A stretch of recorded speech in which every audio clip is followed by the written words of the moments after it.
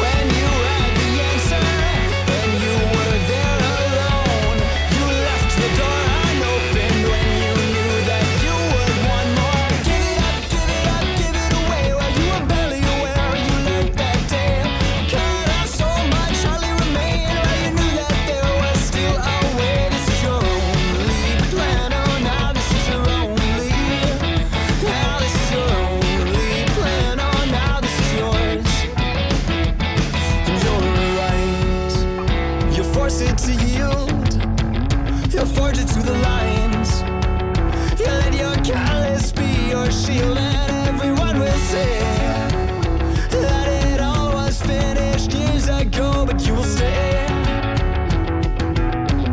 and you won't ever let it go. When you had the answer and you were there alone, you left the door unopened when you knew that you would want more. Then again you found the answer and you were there alone.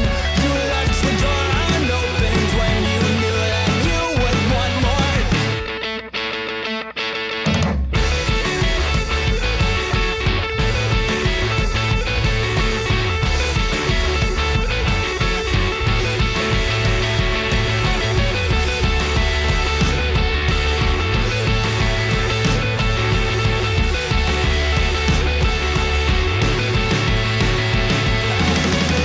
When you had the answer and you were there alone, you left the door unopened when you knew that you would want more. Then again you found the answer and you were there alone.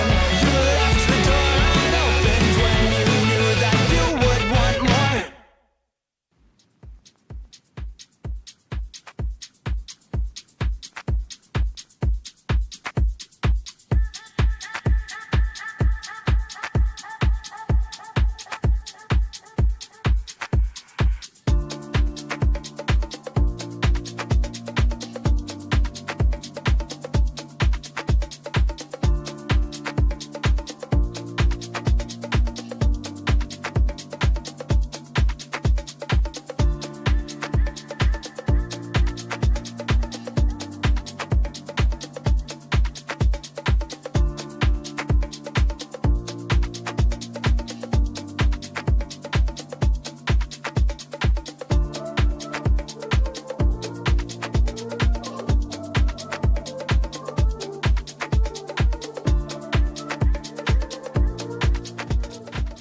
Alrighty, chat.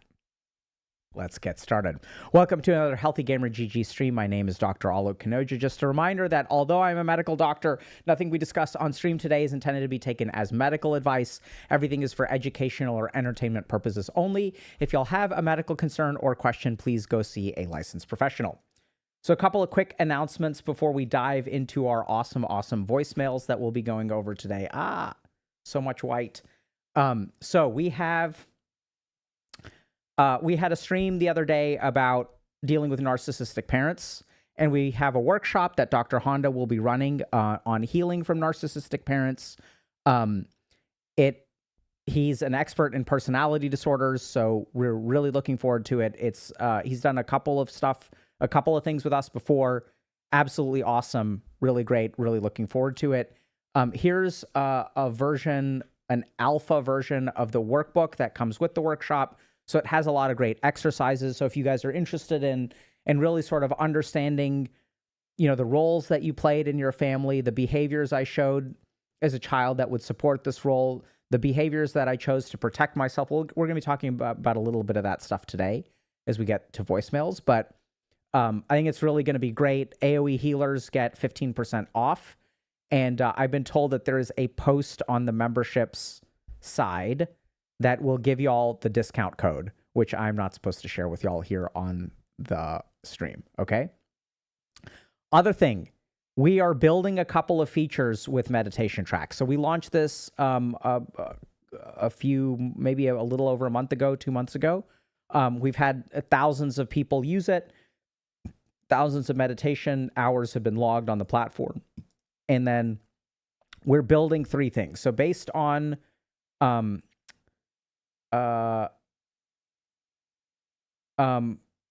So we've gotten a couple of requests. So just to let y'all know, the 3 features that we're working on are a true beginner UX. So first time encountering meditation, a walkthrough or tutorial practice to make things more obvious to the user, something that explains things like correct posture, etc. A rating of each meditation practice as the user completes it. So that'll help us figure out what kind of meditations you like so that we can make appropriate recommendations. And time gating the tracks. Right now, you can complete several days within one track. So we want to time gate it to encourage progression through the tracks. So we people seem to like it a lot, and which is cool. And they've also requested that it be better in some ways. So we're building that. Okay. So thank you guys very much for all the feedback. Thank you for using it. We made it with love. So today we're going to talk about a variety of things related to fear. And we're going to listen to some voicemails that are submitted by y'all. So let's get started. Let me see, which one do I want to do? Let's do this one. Okay. Hi, Dr. K. I was abandoned at birth and have problems with my adoptive parents. My adoptive mother says that my adoption was a mistake and that it would have been better if I died in an orphanage.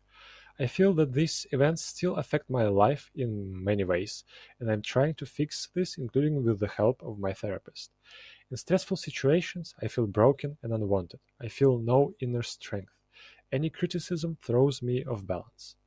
In the most difficult periods, I am flooded with helplessness. I cannot speak or act. And with all this, I can't sympathize with myself and feel sorry for myself. When I try to imagine the time when I was abandoned, I get only slight whispers of pain, and then I lose a sense of my body and feelings. And the only thing that is left is a paralyzing fear that if I continue to dig, I'll face immense amount of pain. The therapist says that being abandoned at birth is the reason for all this.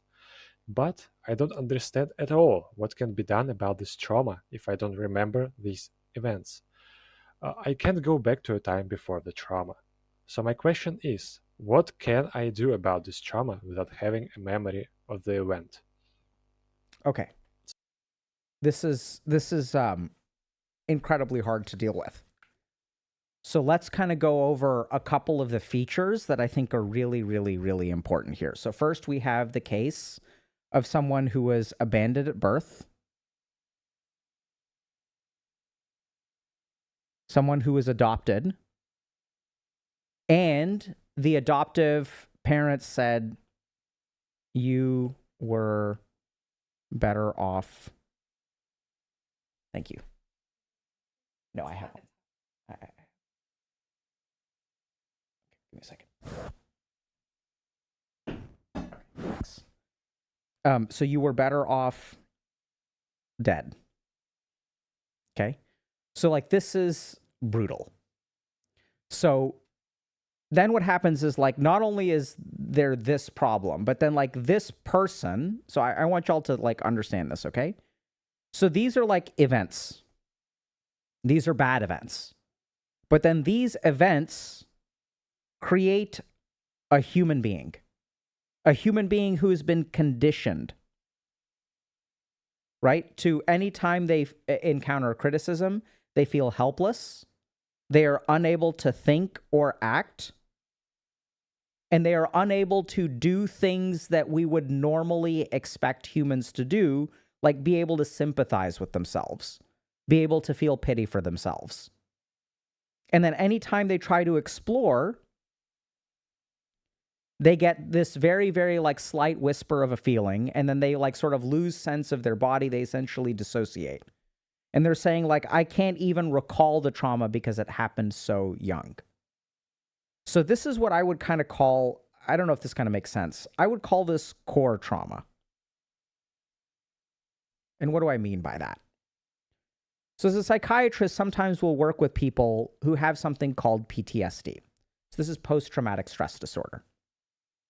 And post-traumatic stress disorder is when you have a human being who forms normally, right? So you have a nervous system, a cognitive system, an emotional system, a internal dialogue that is, generally speaking, healthy. And then what happens is you have a traumatic event which triggers neuroplasticity. So anytime we learn something, we are like, the hippocampus is one of the only places in the brain that continues to have neurogenesis. That's where we learn and we form memories and things like that. But we have a wiring which then gets altered. But the thing about something like PTSD, is that it is an alteration of a pre-existing wiring that is relatively healthy. There are several patients that I've worked with that I would say that I would call it core trauma. So CPTSD is a good example of this, but I think it kind of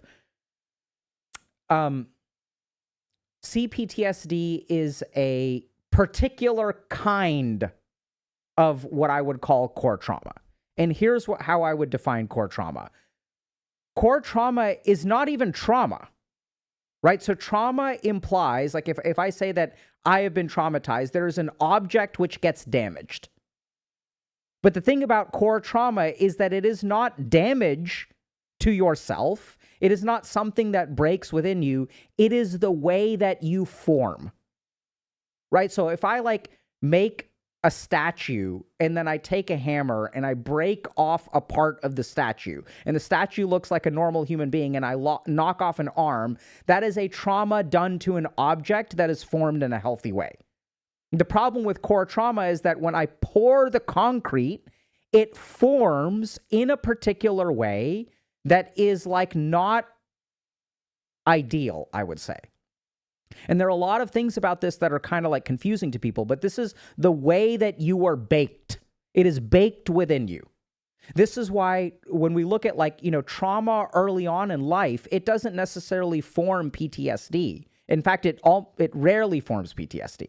Most of the time, what trauma does early in life is leads us to personality disorders, right? And what is a personality disorder? Your personality. So let's talk about this, okay? We're going to be oh God. We're going to be a bit technical because we got to be technical here. I want y'all to understand this is definitions become important, okay? So remember that with trauma, what's going on is I get damaged over here, but the core of me is still intact. In core trauma, what tends to happen is while I am forming, I'm formed in different ways. And when people are traumatized when they grow up, they usually don't get, they don't develop PTSD. What they develop is often personality disorders.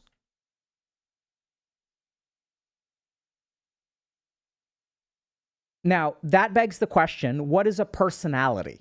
What is a personality? Let's be technical about it. Let's be precise. A personality is the way that you perceive, react internally, and behave in a situation. So, for example, this is simple, okay? So let's say I take person A and person B, and both of them go into a job interview where the interviewer is disrespectful, let's say. And so both of these situations are identical, right? The circumstances that you're in are identical in both of these situations. Job interviewer is disrespectful. But the way that one person perceives that disrespect, let's say one person has NPD, let's say there's disrespectful job interviewer. And then one person has NPD, narcissistic personality disorder, and one person has, let's just say, secure attachment. So even though this situation is identical, one person, the NPD person, will think, oh my God, this person is trying to be mean. They're an asshole. They think I'm pathetic. They're trying to make me feel bad.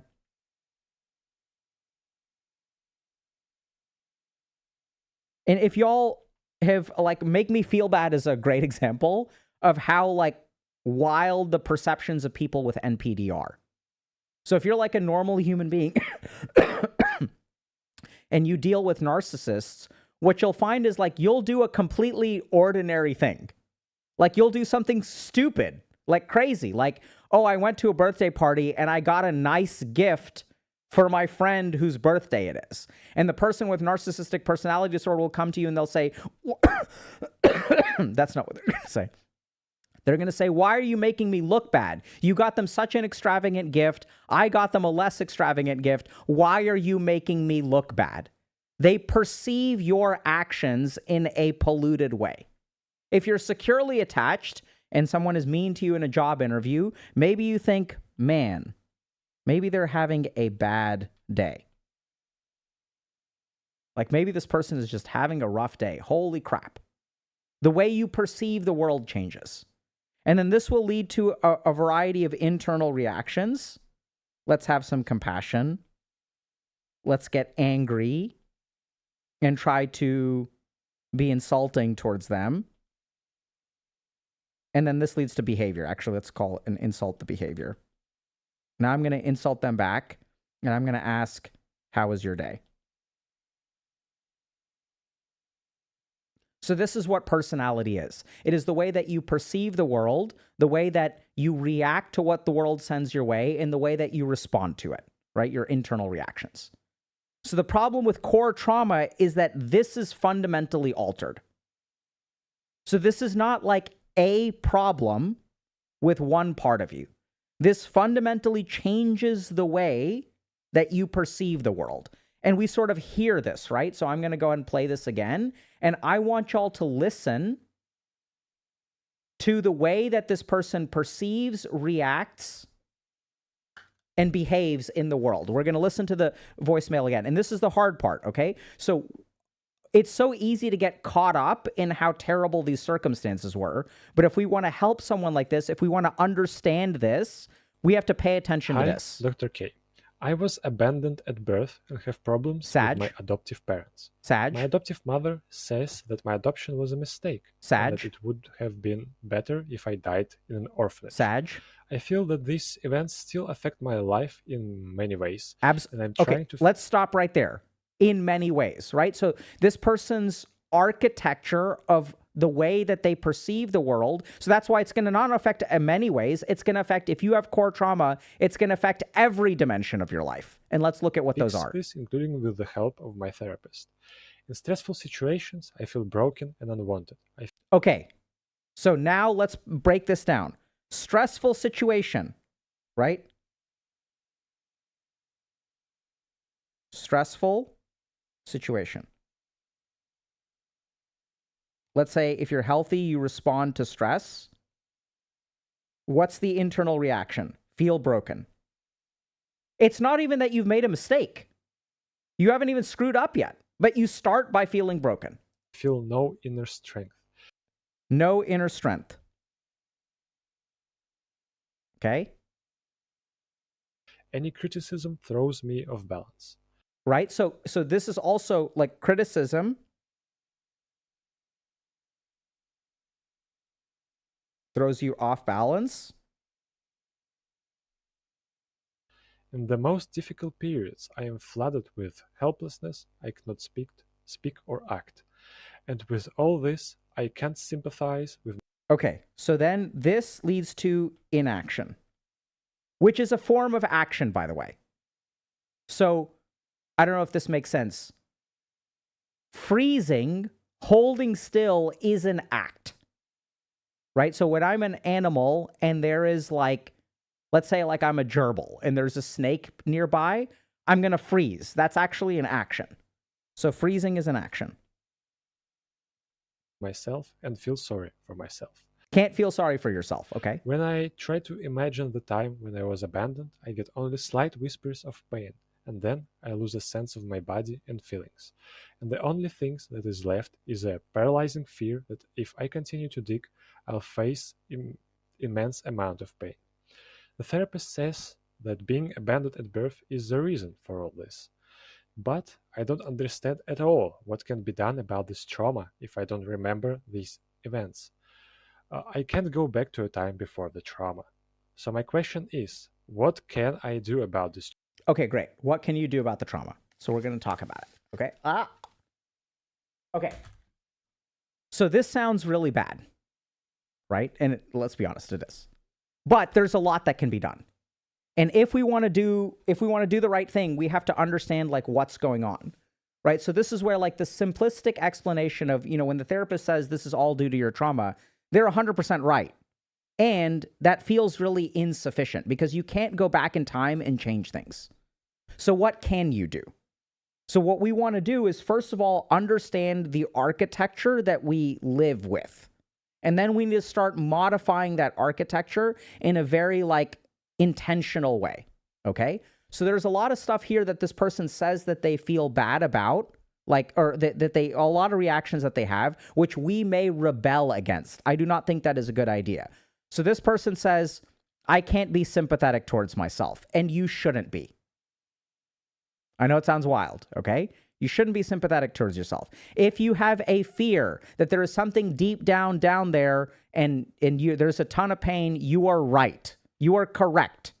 So I think one of the biggest mistakes that we make when we have core trauma is that we start to assume that our path forward is using the solutions for people who have a healthy personality organization.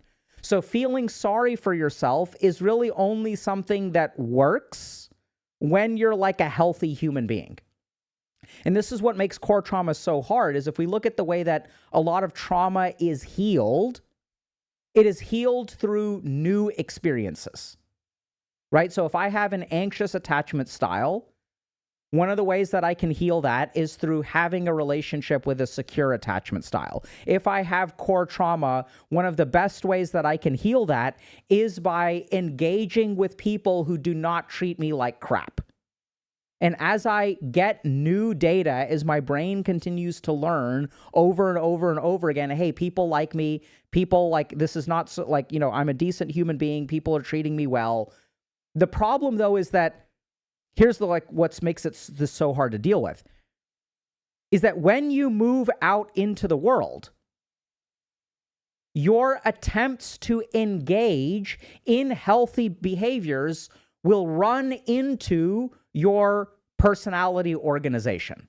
And your personality organization will interfere with the stuff actually healing you, right? So this is what makes it so hard. So if we say okay, if I have anxious attachment style or avoidant attachment style, what I need to heal is to have a relationship with a securely attached person. The problem is that when I get into a relationship with a securely attached person, my attachment style will sabotage the relationship. So the way that I kind of view trauma is I'm walking into a room and I'm looking for an object. But there's a light source behind me, and everywhere I turn, I cast my own shadow. So even though I'm looking for something, there's light there. Oh, there's light over there. That's where the object is. As soon as I start moving towards it, I cast my own shadow and put things into darkness. So whatever direction I move in, basically my personality structure and organization makes it really hard for me to succeed. So people will give you all kinds of advice, just put yourself out there and go to therapy and heal from your trauma and be kind to yourself, be self-compassionate. But that doesn't work if you've got core trauma. Sympathy doesn't do anything for you, practically, right? And the reason it doesn't do anything for you, the reason that you are wired this way is because you are wired for survival. So I want y'all to imagine when a child grows up in an environment where they're an orphan and their adoptive parents say that it was better off if you died instead of got adopted. How do you think that child wires to survive? Right? Sympathy doesn't get you anything. Inaction is actually protective. So when mom or dad says, hey, you should have died at birth anyway, and you say, no, I shouldn't. Or the child goes to school one day and they do something really, really well, and a teacher says, hey, you did a great job, child. And then child goes home, is proud, shares their pride with their mother or father or whoever who's like a toxic fuck. And then toxic fuck says, you're never going to amount to anything. So how is this person forming? They're forming to be survival oriented. That the smaller you are, the more you just exist and you exist in a corner, the less notice you attract, the less drive you demonstrate, because demonstrating drive means like people will be aware around you, right? If you start doing something, people will be aware. And if they have a toxic attitude towards them, they're going to try to shut you down. This is why we have this response of feeling helpless right here, right? The paralysis, the inability to act or think. That is because acting or thinking helped you. It was your, inaction and not thinking helped you. And this is also where we get to dissociation. The moment that you encounter pain, I want y'all to understand this is really important. There's this principle called hemispheric lateralization, which is when the emotions in our right hemisphere get way too big, we cut off communication between the left hemisphere and the right hemisphere. We essentially, emotions trigger dissociation. And this is like really important. Dissociation probably happens to a certain degree in animals as well. So when you have an animal that is playing dead and trying to survive, and what'll happen is predators. So predators don't eat dead animals. And the reason they don't eat dead animals is because dead animals are full of bacteria and rot. We only want to eat things that are freshly killed because lions on the Serengeti don't have access to refrigeration. So one of the best survival strategies for animals is to play dead. Now, when you play dead, a lion knows on some primitive level you could be playing dead. So what does it do? It scratches you. It bites you. It tries to trigger a reflex. If it can inflict pain, then you will twitch. And if you twitch, I know you're alive, you're going to get eaten. So what happened is, this is some fascinating research on catatonia about this, where what the brain does to survive is triggers a dissociative response. Because if the emotions are too high, if the pain that we feel is like will trigger a reaction, what we actually want to do is shut down and freeze. So these are the responses that it triggers. So this is the problem, is that you're wired for a particular goal, which is to survive. Not act, not build anything, not be healthy, not even care for yourself. That's not the goal. The goal is survival.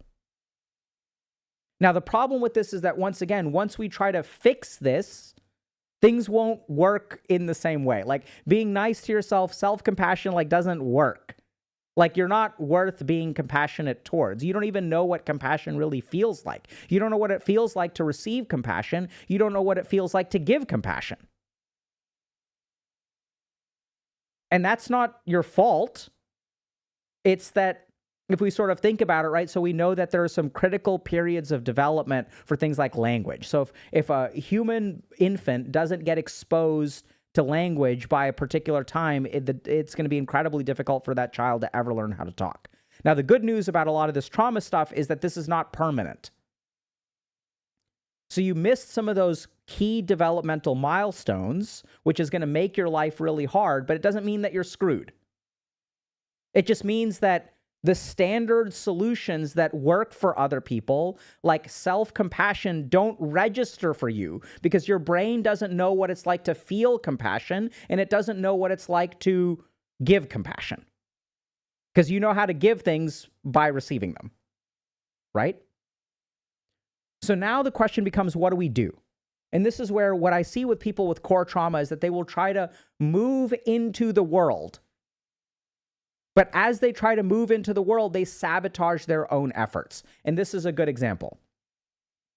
So this person says,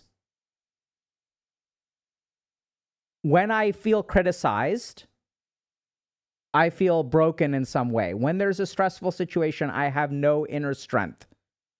No inner strength, this is important to understand. This isn't no inner strength. This is a nervous system that has wired you towards inaction. It is going to actually make you feel weak.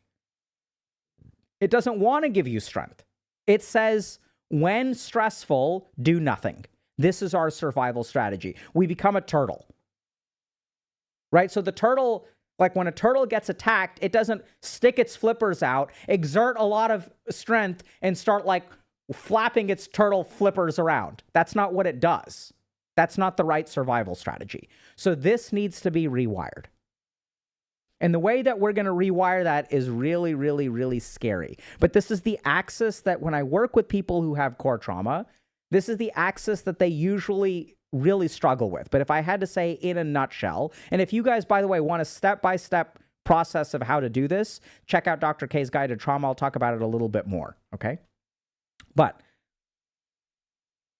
good, bad, comfortable, uncomfortable.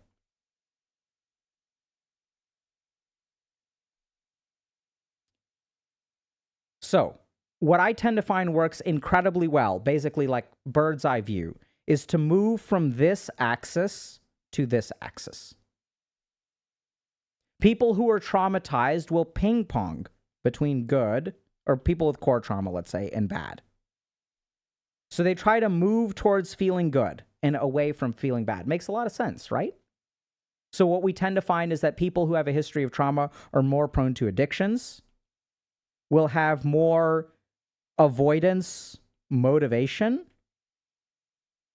And now that may sound like a weird phrase, because isn't avoidance the opposite of motivation? No. From a neuroscience perspective, you can be motivated to avoid things. And y'all understand this, right?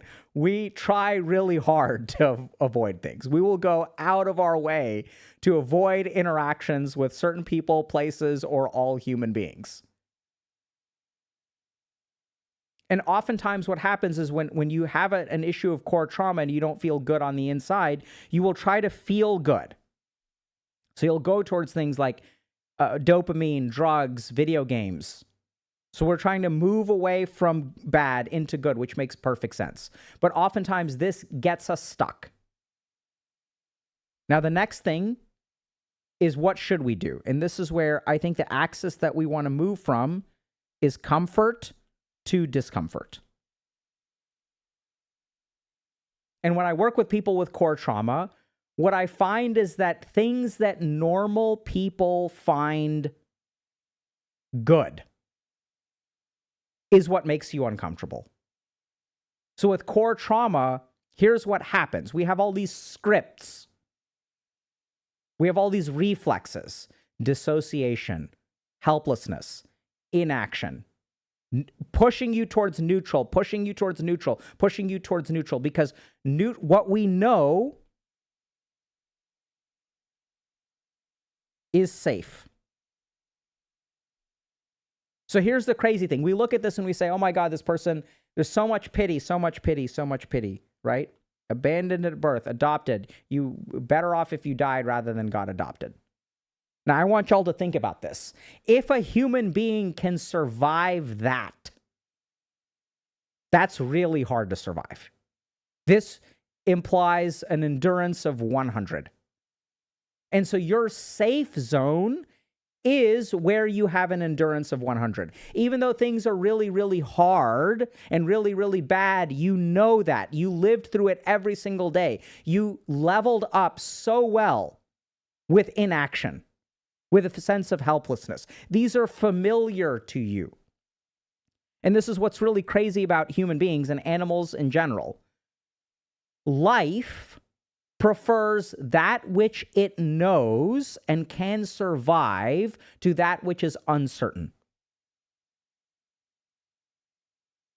The devil I know is way better than the devil I don't. Right? And that makes sense from a survival standpoint. Even if this is bad, if I know how to survive this, I'm going to take that every time. And here's the other reason why people with trauma hate taking risks, hate putting themselves out there. So if I grow up in a world where my mom is bad and my dad is bad and I get bullied, and that's bad. So this is bad, bad, bad. What do I imagine the rest of the world is like? When my core caregiving figures, when the people who are supposed to look out to me are people who treat me like crap, what do I imagine? What prediction am I going to make about the rest of the world? My original parents abandoned me. My adopted parents told me I'm better off dead. What do you think the rest of the world is like? Right? When you go to a sewer and your first 3 handfuls of sewage smell like shit, are you going to keep looking for more? Of course not. This is why they do not have a fundamental belief that the world is a safe place. And if this is super dangerous, but I can survive this, I never want to leave.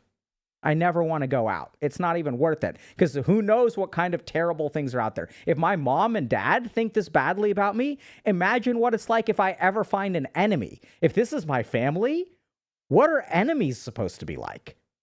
This is terrible. Y'all get this? This is incredibly logical. And this person's therapist is right.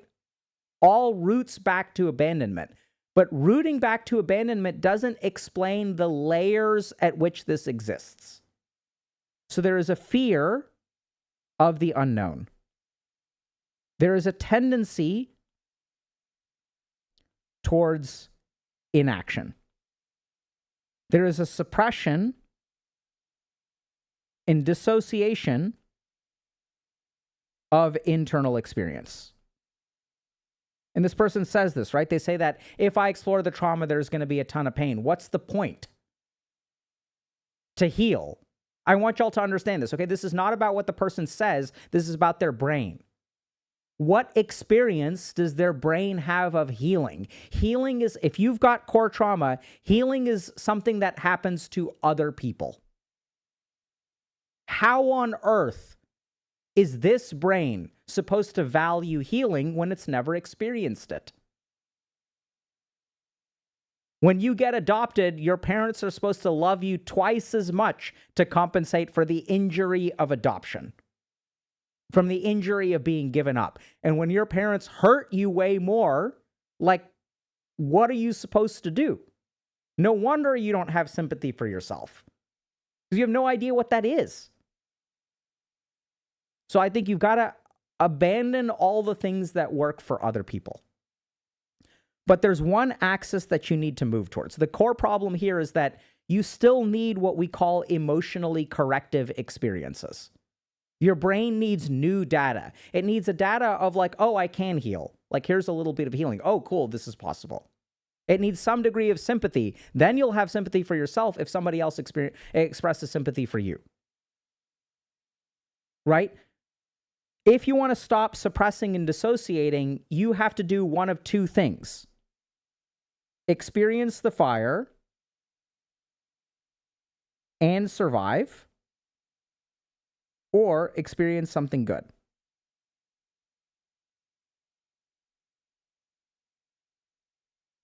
On the inside. And since we dissociate, we turn down the volume on everything, which makes it really hard to have good experiences, which makes it really good to have really winning emotional experiences. We can have dopaminergic experiences. Nucleus accumbens is completely intact. That's why we gravitate towards addiction instead of fulfillment. So what do? Move towards discomfort. When I work with people with core trauma, oftentimes what happens is they'll have opportunities for corrective experiences. But the corrective experiences don't feel bad. They feel really uncomfortable. When someone tells you that they love you, you feel uncomfortable. When someone tells you that you're doing a bad job, you feel bad, but you don't feel uncomfortable. You're comfortable with bad. That is the crux of the problem. And you are uncomfortable with good. This is the crux of the problem. And in order to have those corrective experiences from the rest of the world, what you need to do is be able to move towards discomfort, survive discomfort. So this is where I think that this is kind of like a mixed bag, but if you look at ashrams, so what you'll find is that if you look at like spiritual organizations, churches, cults, oftentimes very wounded human beings come there and they find solace. Now, this is sort of a double-edged sword because when you look at these places like churches, religious places, meditation, communes, cults, whatever, these places are rife for predators who can prey on abused individuals. But that is, I want to say, the exception rather than the rule. Most places, like if you go to a meditation center, when I go to ashrams and things like that, like most people there are not abusive. And what I like about some of these centers, like a meditation center, for example, you got to be careful because the possibility of abuse is there and it attracts sociopaths who are looking for victims. So that's absolutely a very real risk. But there's something about a space where everyone is there and will basically be relatively accepting for your shit. There's no like real goal, right? So there's not like a performance aspect. There's not like an exchange aspect. It's not about like friendships can sometimes be hard because you have to like, you know, like there's some degree of reciprocity and connection, and that may be hard for you. Like a meditation center, and this is what I've just seen, you know, I realize now many years later that a lot of traumatized people will come there and they'll find healing. Because you show up every day and then you like meditate for a while and people make small talk. And this is really important. So if you have core trauma, one of the most healing things, the way to start healing, and this is going to be uncomfortable, is to have repetitive, neutral experiences. And meditation centers are great at this. It doesn't have to be a meditation center. I think other kinds of hobby-oriented things can be really good. But those come with their own problems like politics and things like that. So what you really want to seek out is experiences that make you uncomfortable. Things that make you feel bewildered. Things that make you feel unsafe, but are not unsafe. This is where it's really cool because if we listen to this person, they're having all of these reactions, but their mind says, I should be sympathetic. So your mind is still intact. Your mind will hopefully be able to detect abuse. But recognize that what is good for you may feel uncomfortable, and what is bad for you will feel comfortable. So it's to move away from feeling good and bad to moving towards feeling comfortable and uncomfortable. And that starts with usually neutral, repeated experiences as best as you can find them. So join an art club, join a meditation center. This is what we also try to provide in therapy. So when you go and sit with a therapist, my goal, if I'm a therapist of someone with trauma, is that trauma is going to rear its ugly head. They're going to have fear of abandonment. Be neutral. Compassionate, stable, neutral. And as you engage in this kind of stuff, your patterns will start to melt away a little bit. Your cognitions will become not quite as severe. Your reactivity will start to reduce. As your reactivity starts to reduce, your motivation will increase. Because remember that your action is to be still, is to freeze. And so as our reaction decreases, our action starts to change and we're no longer stuck being still.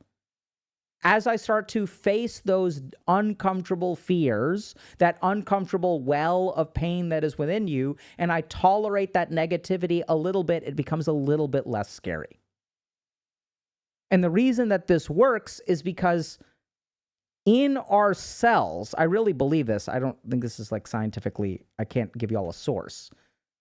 But I think if we look at our human being at the level of the cell wants to heal. The level of the cell has a fundamental reparative mechanism. And that reparative mechanism, when it comes to our amygdala, when it comes to our social circuitry, all of these things are striving towards something.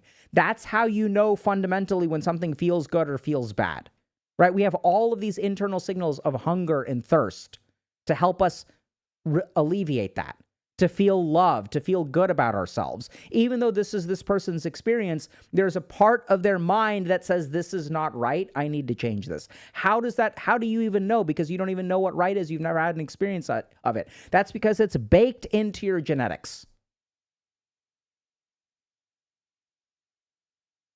last thing that I'll say is I built this trauma guide specifically to go through step by step of how to do this process. How to rewire your physiology first to reduce your autonomic instability, right? So your nervous system is calm. That will alter your emotions, because if your nervous system is calm, your emotions will change. If your emotions will change, your experiences start to change. If your experiences start to change, your emotions will alter your cognitions. Your cognitions will alter your experiences. Your experiences, as those start to change, will alter your identity. Your identity will alter your narrative. Those two things are linked. So from a step-by-step level, physiologic rewiring, emotional rewiring, rewiring of the brain, rewiring of the mind, rewiring of the identity. And that's how you heal at each of these steps. That's what's laid out in Dr. K's guide. And it's like hours and hours and hours of stuff, because each of those things deserves its own like hour or more, including exercises and stuff. But this is really common, right? Some people are just so messed up, but it's not really that they're messed up. It's that they've adapted to survive in a particular level of circumstances. You're not screwed. And the challenge is that you have been altered on so many levels, fundamental cognition, physiology, the way that you react to things, that it can feel overwhelming. And people will say, put yourself out there, find love, go to therapy, heal, uncover all of your emotions. They'll tell you to do all these things, have compassion for yourself, but those things are going to be inaccessible to you, which is totally fine. You can get there, but you can't start from like a neurotypical kind of place. Make sense?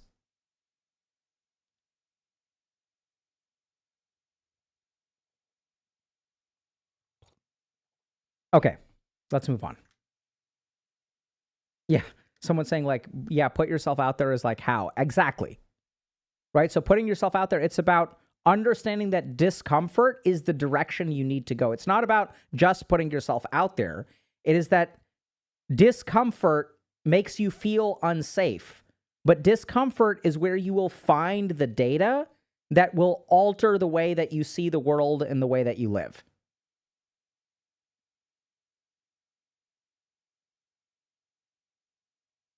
Okay.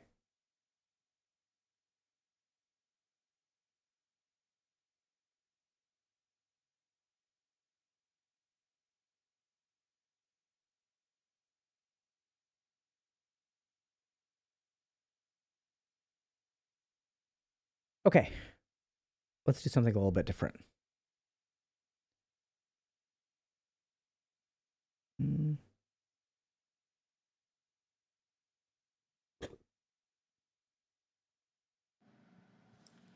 Hello, Dr. K. I was wondering if you had any advice on how to break up properly, or with the least amount of drawbacks, because I know that there's no such thing as a perfect one, but I've been in a relationship for like 9 months now. It seems to have run its course, and I feel like it's about done for me, but I don't know if she feels like it.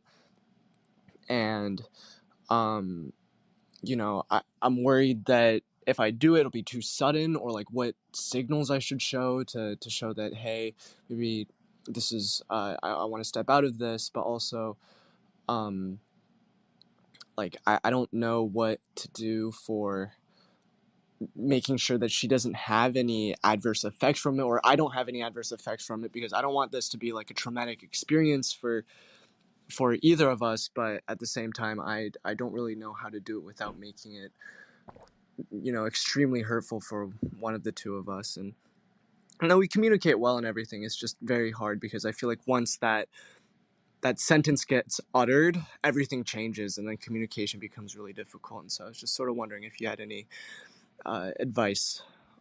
I love this. I love this. Okay.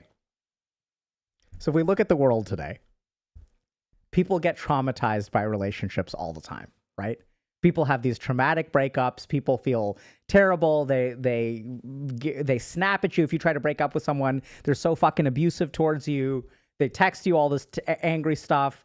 Sometimes you live rent-free in their head. Sometimes they live rent-free in your head. Sometimes you get broken up with by someone and you can't move past them. You feel scarred. And this brilliant human being has a question. What's the best way to break up? And what blows my mind is that, like, this question is not, the answer to this question is not taught to everybody. Like, imagine what dating apps would be like if everyone knew the best way to break up with someone. Now, that begs the question, is there a best way to break up with someone? And the answer is yes, right? So we can look at, like, so here's the logic of this, okay? So if I break up with you in a particular way, will it be traumatic? Will you be really upset? There are things that I can do. There are some breakups that are traumatic and some breakups that are not traumatic, right? So, like, we know that there is a variance. We know that there are ways that can be more harmful and less harmful. That's the first thing we have to establish. Now the question becomes, what is it that makes a breakup traumatic or not traumatic? And this is where we get to something really cool. So for a breakup to be traumatic, there are two fundamental influences. There is, let's say I'm breaking up with you, or let's say you're breaking up with me because you're in the power position here. So if you're breaking up with Dr. K, there are two things that determine the traumatic nature of this breakup. One is what you say or do, and the second is who I am. This is something we do not talk about enough. Some of y'all may have been unlucky enough or stupid enough to have dated someone who you know will not respond well to a breakup, no matter how you do it. And if we look at the research, which is exactly what we're going to do, let's see what we can discover. Factors associated with distress following the breakup of a close relationship. Cool. This has been studied in the Journal of Social and Personal Relationships.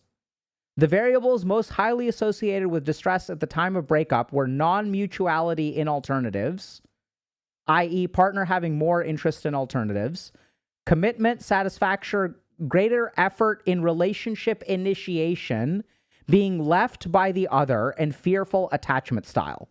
The variables most highly associated with current distress were commitment, duration of the relationship, fearful attachment style, dismissing attachment style, and time since breakup. So the first thing that I want to point out is that if you're worried about breaking up with someone, 50% or more of how traumatized they are has to do with them. Has nothing to do with what you do. Right? So if we look at, like, how painful is a breakup? If you guys have been dating for 6 years, if you've been married for 20 years, if you've been dating for a week, the duration of the relationship determines how potentially painful it is.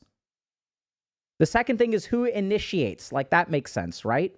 What's the level of commitment? If you're more invested than the other person is, then that will cause suffering. But this is where I want y'all to think a little bit carefully about this. Because who is responsible for a certain level of investment in a relationship? If you are more invested in the relationship than I am, is that my fault? So this is where it's so interesting, right? Because a lot of people who get dumped will demonize their partner. And they'll be like, oh my God, my partner is such an asshole, such an asshole, such an asshole. But your response to a breakup has a lot to do with you. Has a lot to do with your perception of alternatives. Is this the only person that is available for you for the rest of your life? Then it's going to hurt more. Do you have an anxious attachment style? Do you have a dismissive attachment style? So the first thing to understand is a lot of the hurt on their end is going to be based on them and has nothing to do with you.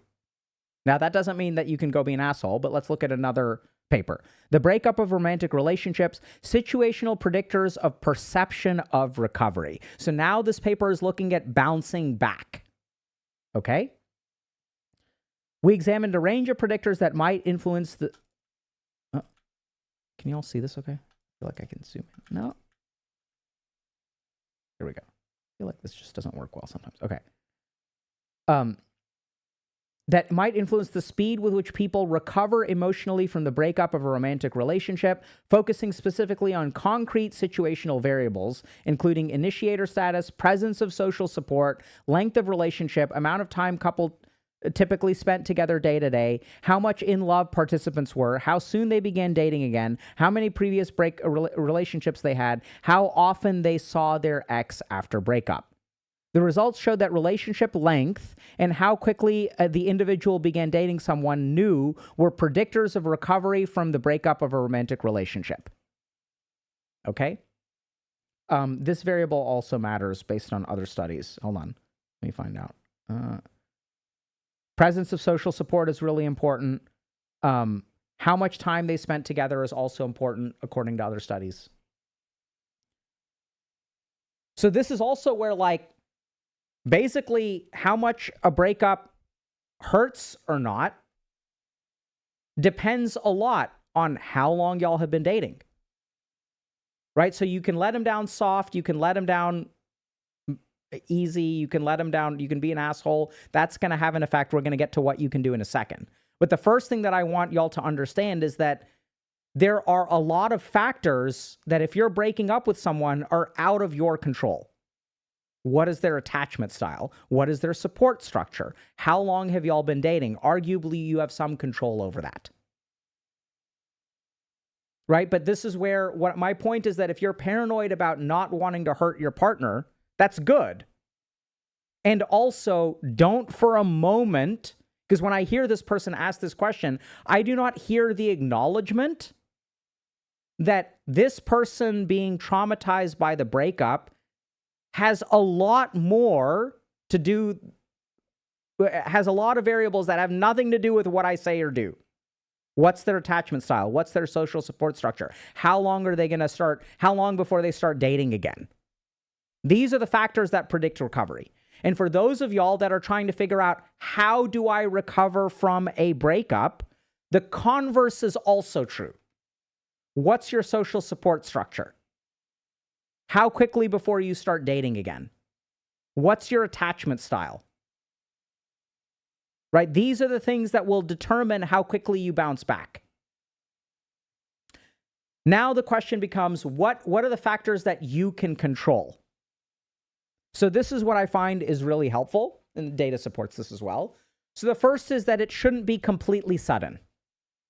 So if you should signal to them in some way that the breakup is going to happen. You should signal your dissatisfaction with them. And this is really important for a relationship. I think one of the biggest mistakes that we make in relationships is when we are unsatisfied, we do not communicate that to our partners. So if you are unhappy in the relationship, you should vocalize your unhappiness in a limited and focused fashion. So you don't want to be complaining every single day about, I'm unhappy about this, I'm unhappy about this, I'm unhappy about this. So you should communicate in a way that is designed to help the relationship. I don't want you to vent. I want you to think through why you are unhappy.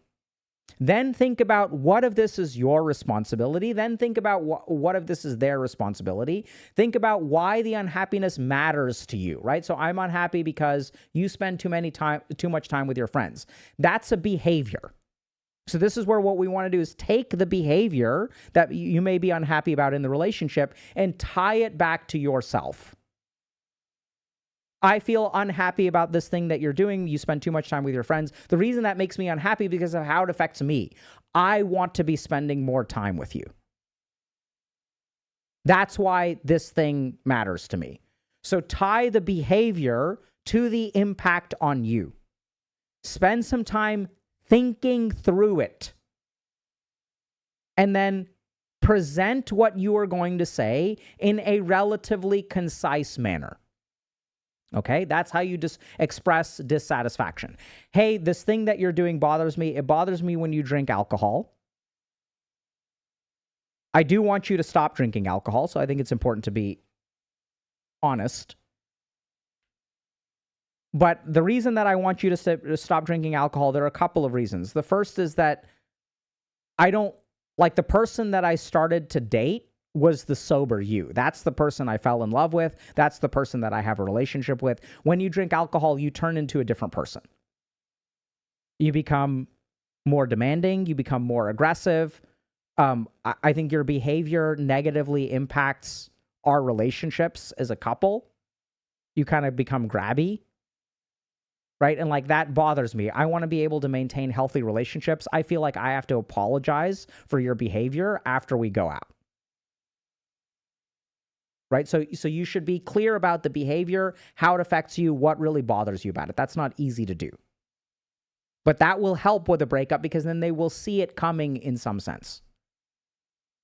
Second thing that's really important to understand, the intensity of emotional reaction by your partner is usually inversely correlated, maybe not, but there's some evidence of this. This sounds crazy that I'm about to say it. I don't believe it myself. Is inversely correlated with how traumatized they are. So people who stay traumatized and get messed up by a breakup are the people who are brooding, ruminative, quiet. Then it lingers for years. They will never recover. People who are explosive after a breakup are actually more likely to move on. And there's data. I can pull up a paper in a minute if you guys want. Let me just find it actually while I'm talking. So if we look at trauma, it's this one.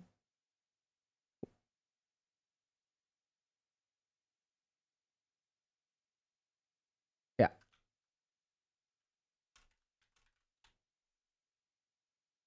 Okay.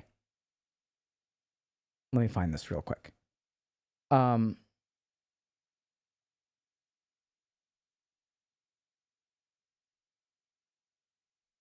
PTSD and social phobia, natural recovery from trauma. Okay. So identified 3 factors that are associated with both natural recovery from trauma and reduction of PTSD severity via exposure therapy. And basically this, let me find this. Similarly, a delay, hold on, let me find the sentence. Okay, so dissociative symptoms such as feelings of derealization and depersonalization during or following a trauma or amnesia for information related to the trauma have been conceptualized as strategies that reduce emotional engagement in order to avoid trauma-related emotions. What this basically means is when we dissociate, we are avoiding engaging with our emotions. And dissociation is correlated with bad trauma, okay? Similarly, a delay in the peak reaction to the traumatic event may also be seen as an initial interference in emotional engagement and thus is expected to hinder emotional processing and natural recovery. Consistent with this hypothesis, individuals whose peak symptom severity occurred within 2 weeks of the traumatic event were less symptomatic 14 weeks later than were individuals whose symptoms peaked between 2 and 6 weeks after the event. So what does this mean? This means that when you experience a lot of intense emotions up front, that actually decreases the likelihood of trauma down the road. Intensity of emotions now reduces emotions over time.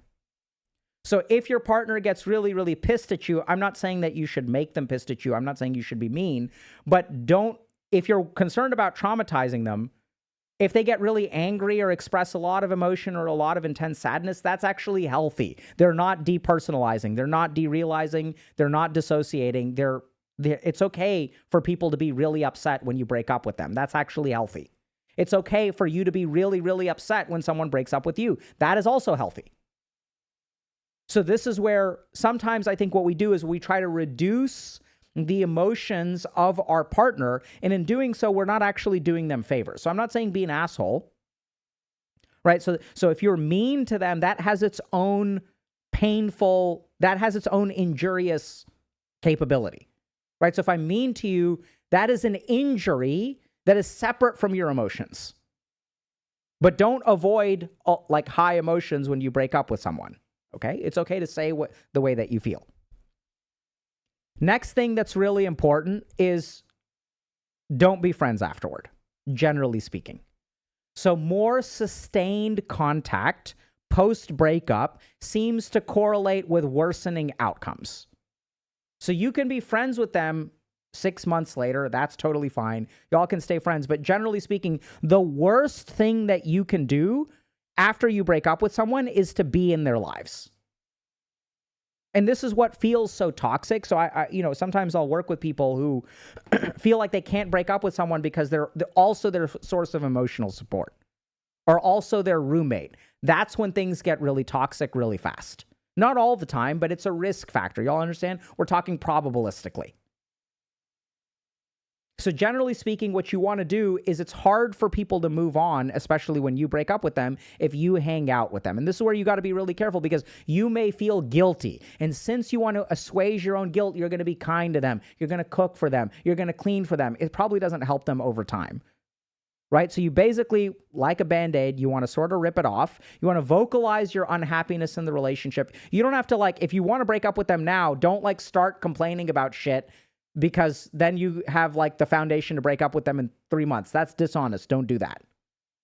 But generally speaking, if you're not enjoying a relationship, you should vocalize that as you go down the road. And don't spend time with them afterward. The last thing that helps a lot is closure. So I think the best thing to do is to vocalize the way that you feel and then give them the opportunity to respond, give them the opportunity to ask questions, give them the opportunity to listen to their feelings and even be validating is wonderful. So what doesn't help people, and there's studies on ghosting that basically show this, when you ghost someone, you don't give them an opportunity for closure. And when you don't give them an opportunity for closure, that is harmful. So ghosting is painful. Ghosting is bad. So when you break up with someone, what I would recommend to this person, what I would recommend. If you're trying to break up with someone and you don't know what to say, pretend you were leaving Dr. K a voicemail that is 2 minutes long, exactly like this person said. And then that will be your nuggets. So then in the case of this person, you're going to go to this person. You're going to say, hey, we've been dating for 9 months. I really think you're a wonderful person. I feel like the relationship has run its course. Right? Be a little bit more clear about that. I feel like, we were hanging out for a while and things are fun, but the relationship doesn't seem to be growing in a way that I'm looking for. It feels like, if anything, we're kind of petering out. That's how I feel about it. I'm not so sure that I want to stay in this relationship at this point. And it's not that you did anything wrong or anything like that. That's just kind of how I feel about things right now. How do you feel? And if they say something like, are you breaking up with me? Then you can say, that's sort of where I'm leaning right now, but I'm open to having a conversation about it. Right? And this is also where and I know I'm sort of saying, if you're sure you want to break up with them, then say that. But this is where things get a little bit tricky because a relationship that feels like it's run its course may not actually be over. That's a feeling that could be worked on. So I'm not saying that if you feel that way, you need to work on it, but the whole point of a healthy relationship is that it involves dialogue, right? This is how I feel about it. How do you feel about it? You may be surprised. They may say yeah, I feel like I've been putting in a lot of effort and things are not moving in the right direction. Maybe we can amicably part ways. Maybe they're saying, yeah, I'm sorry that the relationship feels like it hasn't run its course. I really don't feel that way at all. I feel like we're on the cusp of something, and I feel like there's something that's getting in the way of us moving the relationship to the next level. And I'd like to talk to you about that. And I'd encourage you to keep an open mind. But if you've made up your mind, then don't fuck around with it. Just be yeah, I'm not interested in this relationship anymore. I feel like it's run its course. I'm not really interested in problem solving or working on it or anything like that. You can say that. So you're giving up on this relationship, and you can say yes. So this is the other cool tip. When you're breaking up with someone, they will think in a very black and white way. And they will say things that will hurt your ego. You're giving up on the relationship, and you can say yes. Don't fall into the ego trap of, no, I'm not giving up. You're giving up. No, I'm not giving up. You're just feeling like I'm giving up. Right? And you can reframe things your way if you want. Like you can say like, I guess you could say that, I feel like the relationship is like has run its course. That's the way that I would put it. If you're hearing that I'm giving up on it, okay. Because oftentimes when people are like trying to trick you, they'll make some ego statement, right? And then like, does that make sense? Like they're trying to trap you in a corner. And if you accept their premise and argue against it, you're just going to get trapped. And you can say, like, I mean, I guess so. That's not the way that I see it. I feel like it's really run its course and it's not worth pursuing. So if you want to call that giving up, sure. I can see why you would see it that way. Do you have any thoughts? Do you have any questions? How are you feeling about this stuff? And then if they kind of explode in your face, I think you can offer them a conversation later, and you can say, look, if you want to talk again in a week or two and you need closure or something, I'm more than happy to try to provide that. But I think basically it's over. I feel like it's over. The other thing that is a little bit tricky is if they ask you for feedback, I would give it. So this is another one of those things where it hurts a lot to hear and will create a strong emotional response, but will probably help that person over time. And I think it's okay to provide some general reasons, but I would not go into you do this wrong, you do this wrong, you do this wrong, unless they ask for it. And that's also where they say, like, did I do anything wrong? And you can ask them, well, like, what kind of answer are you looking for? Do you want like a 5-minute answer, an hour-long answer? Like, what are you looking for? Here are the major things that did not work for me in this relationship. And some of those things I think you should be clear about. Sometimes this doesn't work for me, and sometimes this is bad. There's a difference between sometimes you drink a little bit too much, and I really think your alcohol is a huge problem. Now, the other thing that I would say is for you to be really careful about, like I said, kind of staying attached. So be careful about conditionals. If they say, if I do this, if I do this, if I do this, will you give me another chance? I generally speaking say that that's not a great idea. But the other thing that I have to say about relationships is that following the best advice is usually a way to end up in bad relationships. And oftentimes the best relationships come from doing stupid things. That's my clinical experience, that most of the happy relationships, mine included, have red flags at the beginning. Because most people are not perfect. And not only not perfect, most people have some pretty fundamental fuck-ups in their personality structure, in their life, and that a lot of tolerance and patience around those can be an incredibly strong foundation. Right? So it's like moderation in all things, including moderation. So I love this question, and I do think that there are very concrete ways to break up with someone in the right way. Do y'all have questions?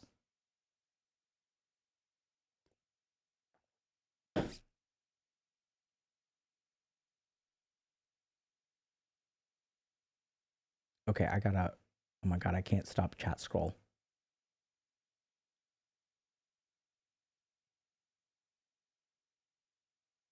Okay, this is good. So there are a couple of questions about love. Do you have to feel like you're in love all the time? What if they tell you they still love you? So let's talk about love in relationships for a moment. So them loving you is not necessarily a sufficient reason to stay in a relationship. And I don't think love conquers all, but it certainly is worth a lot. Like, I would say love accounts for 51% of a relationship. Like, I believe in love. I think it's great. But I think that love, the problem is when love becomes a substitute for the rest of it. When people start using love as a substitute for becoming a better person, becoming more emotionally available, becoming financially independent, helping out around the house, changing diapers. That's when it becomes a problem. Love cannot replace anything else that a healthy relationship requires. But if you have all of the checkboxes of a healthy relationship and you don't have love, I think that's not going to be ideal. There are definitely cases of people growing into a different kind of love. And I think this is the other thing about love, is that we use the word love as one word, but there are several kinds of love. And I think one of the biggest mistakes that we make is that we don't cultivate the scenarios that create the feeling of love. So if we think about love as a neurological reaction in our brain, that reaction requires usually a certain set of an environment. So I think love and libido requires energy. When I work with patients who have dead bedroom syndrome, oftentimes there's fundamental things about their life that have changed. They're working too much. Their spouse is working too much. They have a 3-year-old and a 1-year-old at home. They have a 3-year-old and a 6-month-old at home. And there's just no space for love. Love requires space to grow. Right? Love requires a certain amount of emptiness between two people. Love happens in the quiet moments. This is also why erotic transference is such a thing. So if you work with a therapist or psychiatrist, if you are a psychiatrist or therapist, erotic transference is incredibly common. It is the sexual or loving feeling like you're falling in love with your therapist. And let's think about the circumstances of that.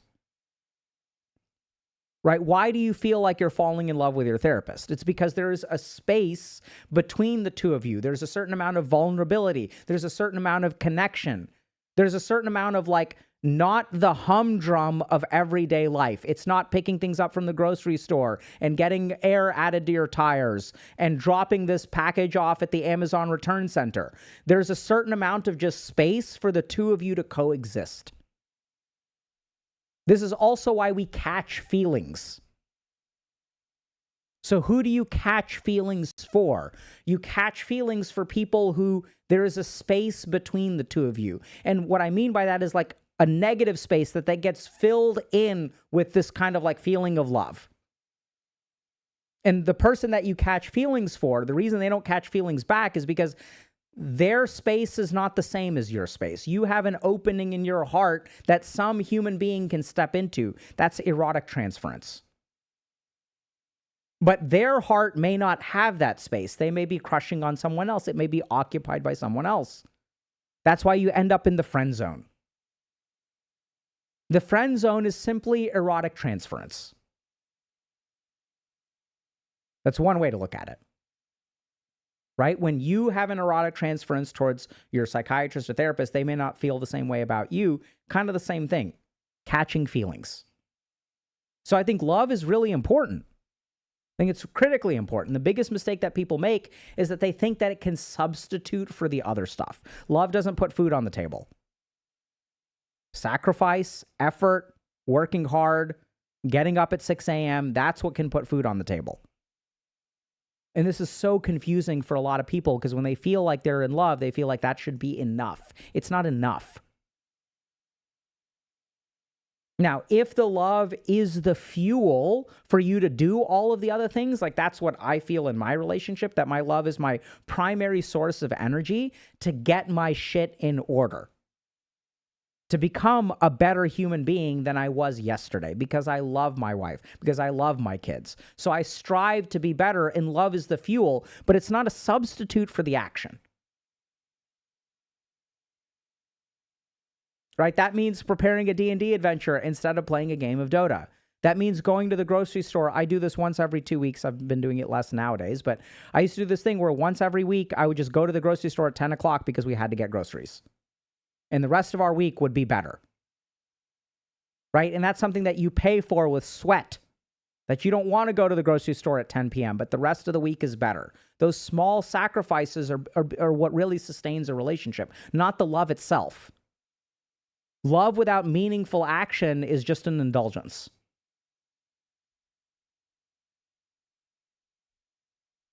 And then the emotion of love, right, that neurochemical reaction of feeling in love comes and goes. And I think when it's gone for too long, that's when you have a problem. 10 p.m.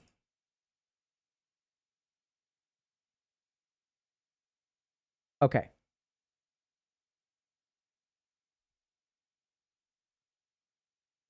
Let's do another one.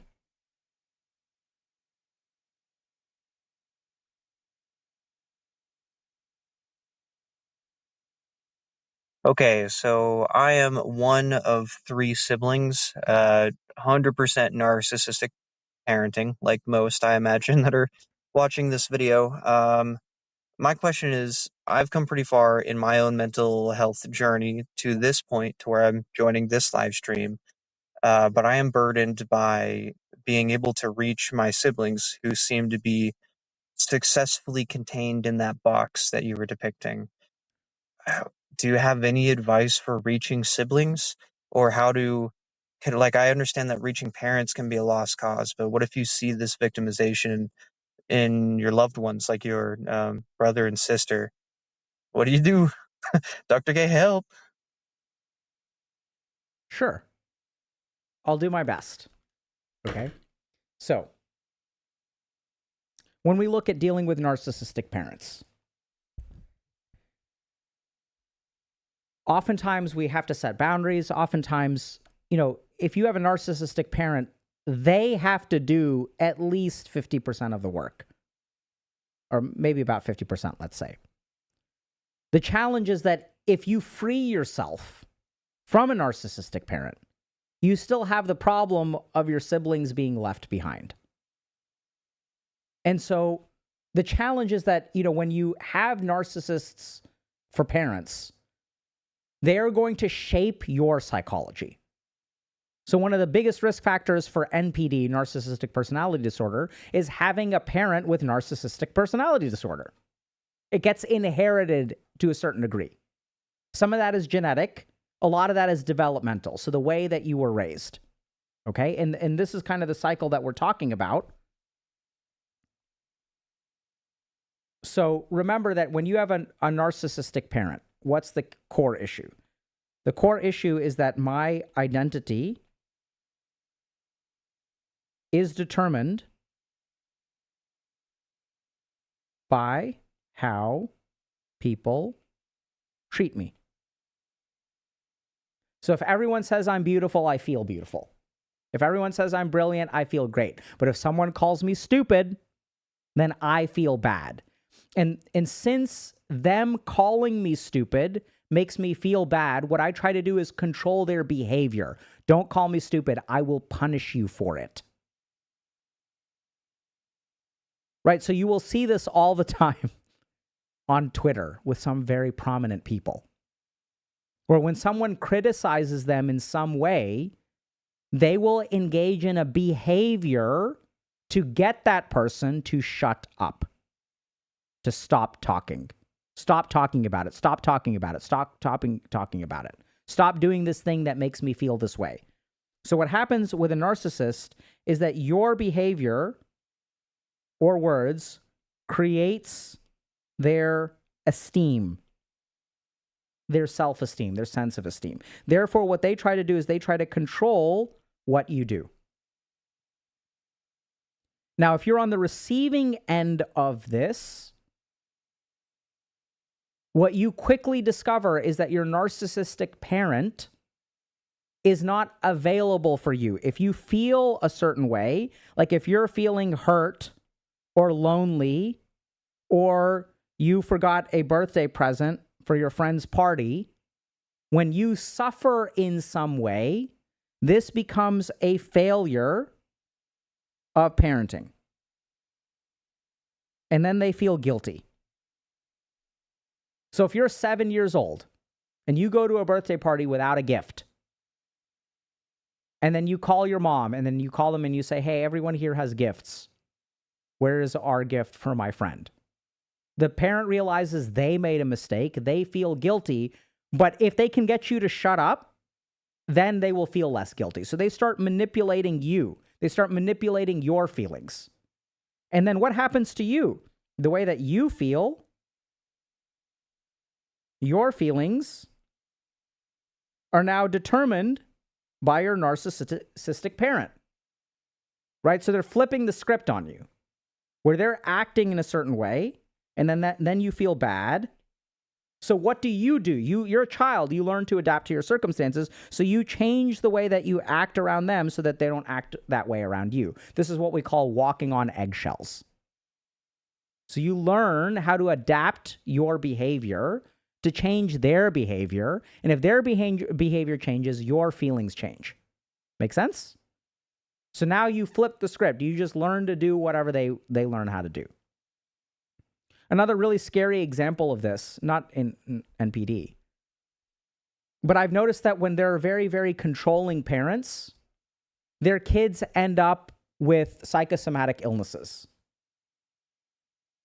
Things like factitious disorder and stuff, conversion disorder and things like that. Because when you're playing the control game and a parent controls you very, very, very, very, very tightly, the one avenue of control that you have as a kid is getting sick. Because when you're sick, they can't make you do anything. And if they force you to do something, you just start vomiting more. You don't feel like running. They're like, screw you. You're going to run. You're going to exercise. You're going to play tennis. You start getting sick. You start getting sick. You start getting sick. Then you will be in control. Huge. So children will learn whatever their parents teach them. And if you're a parent and you're wondering, why is my kid this way? There are absolutely cases where you're doing a great job of parenting and your kid just has oppositional defiant disorder or conduct disorder, things like that. But the first place that you should look is your own parenting and what are the lessons that you're actually teaching them. Now, getting back to the issue at hand, which is you have escaped from your narcissistic parents, but your siblings have not. They're stuck in this kind of cycle over here. They're trapped. So what do you do about that? So this is where it's really hard to convince them to leave. But I think the best thing that you can do for your siblings is to be a safe haven for when they want to leave. The best thing is, especially if you're an older sibling, model what a healthy relationship looks like. Right? So we all have a need for love and acceptance. And if you become independent and you start your own colony, away from this like polluted, crime-ridden city of Gotham, I'm going to start my own utopia over here. And you create a space where your siblings can go. That will naturally draw them towards you. So you don't need to convince them to leave. That'll evoke all kinds of weird dynamics and things like that. They'll feel pressured. They won't understand. And the other problem is that oftentimes I've seen this where, siblings will try to snatch their younger siblings away from their parents. Sometimes in really bad cases, there are issues where like Child Protective Services gets involved and kids get pulled out of the home because you have really abusive parents. And then that child comes and lives with you. That's going to be a problem child. And then it strains your relationship because they have been so messed up that it's hard. You're messed up. They're messed up. You're in the process of healing. It requires a lot of secure confidence and stability to be able to raise a child who has been raised in an abusive environment. So oftentimes what I'll see is that siblings out of love move way too fast. So don't move super fast. Try to be a space where they can come to and let them dictate the level of interaction. Right? So, hey, like, you want to come hang out, and then like when they come over or when you see them and they like, they're taking art class or whatever, like demonstrate a genuine interest. Or you're taking an art class. Can I see what your paintings are? This one is really cool. Hey, I just got my apartment. Can you please paint me something? That is going to be like water for a parched throat. You don't need to pull them out of narcissism. You just need to be a good, caring human being, and they will naturally come to you. Now, this will create all kinds of problems with your narcissistic parent. That's why I recommend you kind of keep it on the DL.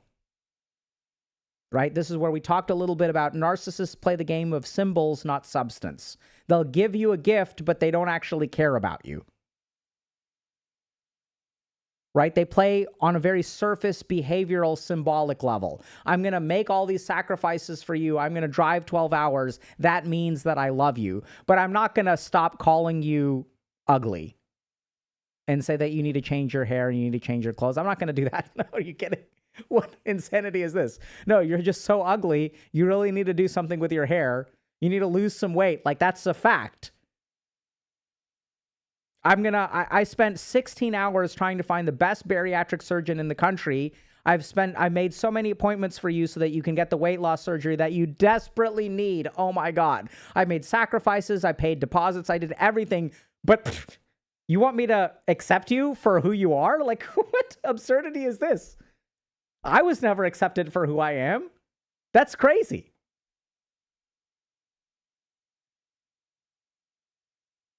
Right?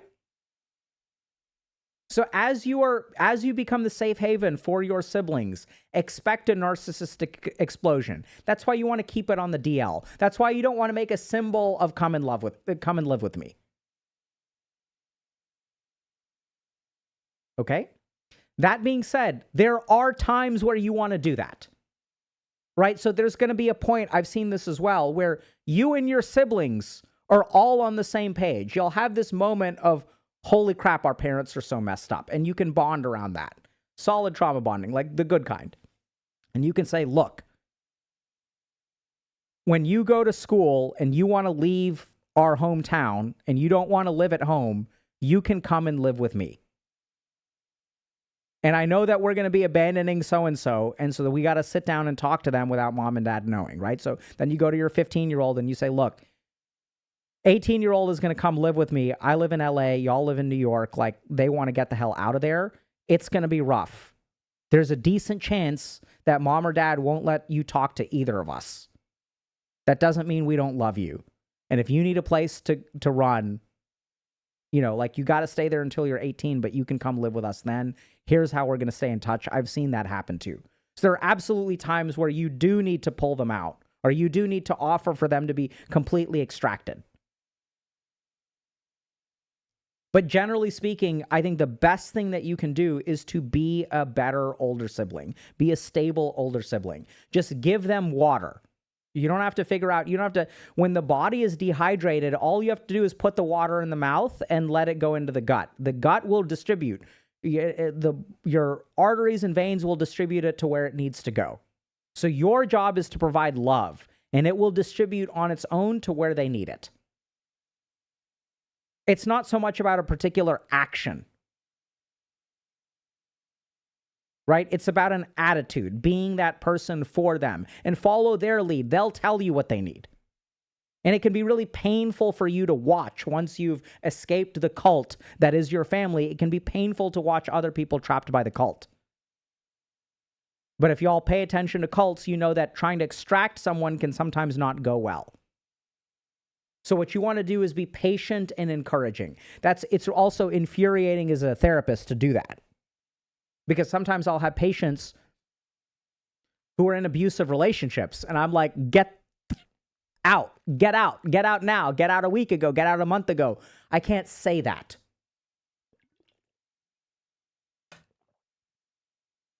Right? Sometimes I do. If they ask me, be like, how do you feel about that relationship? What do you think a healthy relationship looks like? And in that question, there's the implication of maybe you're in an unhealthy relationship. Right? So sometimes you can sort of say it. Why not? Because they're not in a space to hear it.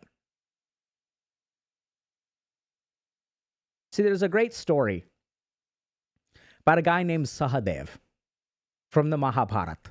So the Mahabharata is an Indian epic. And there's a lot of good life lessons in there. And it's basically the story of a civil war between two sets of cousins. They're the good guys and the bad guys. So, of the good guys, there are 5 brothers. And one of the youngest brothers is the bottom two are twins. So unclear who's number 4 and who's number 5. Is a guy named Sahadev. Now, Sahadev had a cool power. He had the ability to see the future. And he learned the hard way that he developed a rule for himself, which is I'm not going to tell anyone anything unless they ask. So if you ask me what's going to happen, I'll tell you 100%. I'll tell you what you should do, what you shouldn't do. I can see the future. The reason he learned that lesson is because he tried to help people and they just got pissed at him. Hey, by the way, your partner's going to cheat on you. And they don't like that, right? Like the bearer of bad, we like to kill the messenger. So generally speaking, if you try to force help onto someone, whether they need it or not, it's a very dangerous game.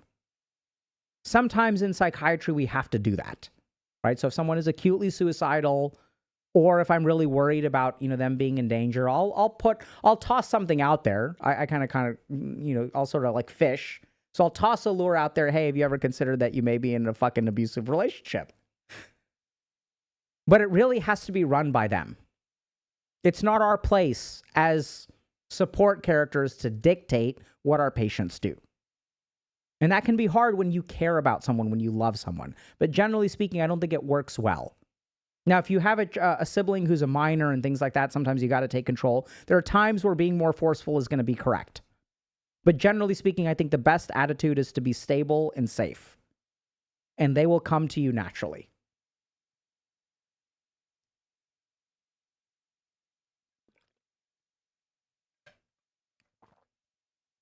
All right, I will BRB.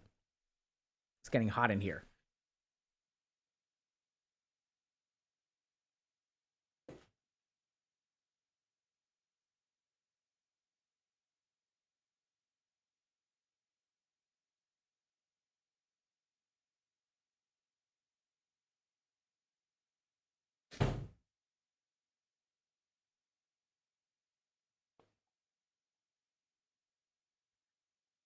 All right, next.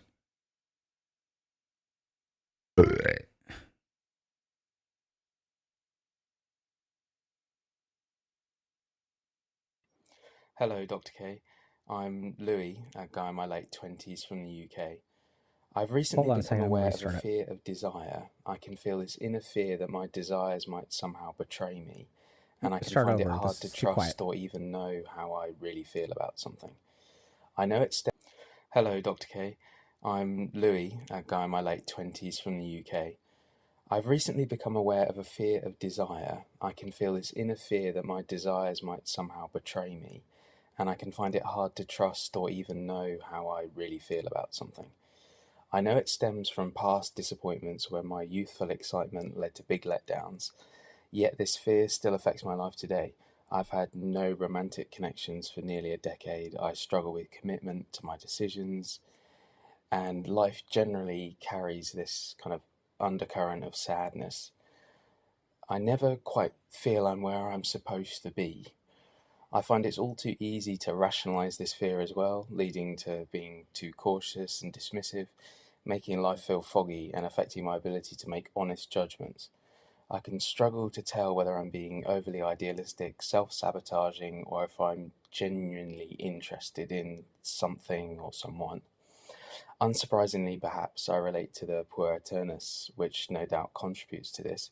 Saying that, I do understand that my desires need to be tempered in the fire of lived effort, but it's just identifying those desires that's challenging for me. How might you suggest I manage this fear, embrace my desires and vulnerabilities, and avoid the confusion and self-sabotage that it comes with? Thanks. Okay, I'm going to listen to that again, chat. I just need to hear it again. Hello, Dr. K. I'm Louis, a guy in my late 20s from the UK. I've recently become aware of a fear of desire. I can feel this inner fear that my desires might somehow betray me, and I can find it hard to trust or even know how I really feel about something. I know it stems from past disappointments where my youthful excitement led to big letdowns, yet this fear still affects my life today. I've had no romantic connections for nearly a decade. I struggle with commitment to my decisions, and life generally carries this kind of undercurrent of sadness. I never quite feel I'm where I'm supposed to be. I find it's all too easy to rationalize this fear as well, leading to being too cautious and dismissive, making life feel foggy and affecting my ability to make honest judgments. I can struggle to tell whether I'm being overly idealistic, self-sabotaging, or if I'm genuinely interested in something or someone. Unsurprisingly, perhaps, I relate to the puer aeternus, which no doubt contributes to this. Saying that, I do understand that my desires need to be tempered in the fire of lived effort, but it's just identifying those desires that's challenging for me. How might you suggest I manage this fear, embrace my desires and vulnerabilities, and avoid the confusion and self-sabotage that it comes with? Thanks. Okay, I'm going to think for a second, okay?